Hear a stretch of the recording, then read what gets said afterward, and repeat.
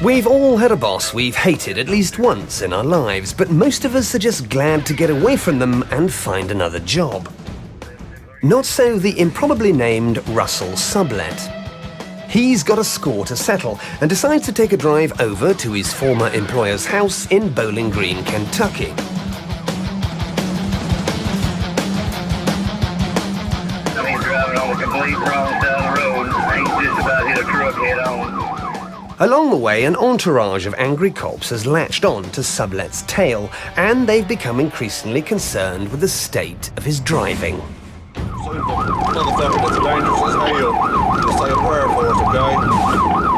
After brushing a succession of vehicles aside and racing through a police spike strip, not one, not two, but 3 of his tyres are blown. Or he's about to lose it.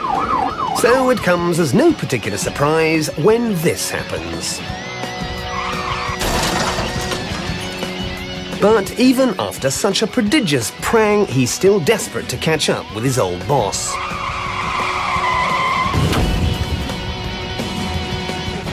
All 4 tires are out. He's still trying to run though.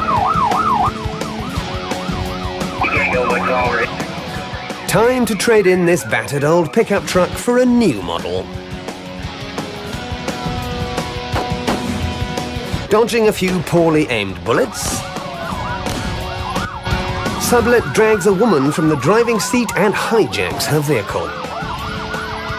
The officers are queuing up like punters at a fairground to aim at this sitting duck. But as the not-so-terrified woman walks for her life, he survives to continue the wild goose chase, much to the consternation of these educated cops. Go, go, go! Get this motherfucker! Shots fired, Bowling Green, shots fired, he's in another vehicle! Get this motherfucker! Sublett puts his new ride through its paces for several more miles of hair-raising driving before arriving at his old employer's home just in time for tea. Not wanting to make a grand entrance along the gravel drive, he decides instead on a shortcut.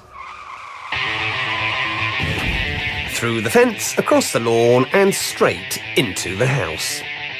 Fortunately, the owner isn't around to receive guests, but that doesn't stop Sublett from helping himself to a conveniently accessible stash of weapons and preparing for a siege of Rambo-esque proportions.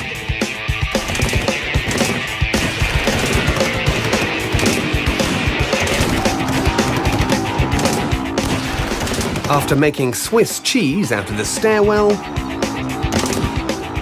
the SWAT team finally scores a direct hit. It was another 4 days before Sublett finally gave himself up. But after a high-speed chase, a spectacular crash, a carjacking and a shootout, I don't think he'll be getting his old job back.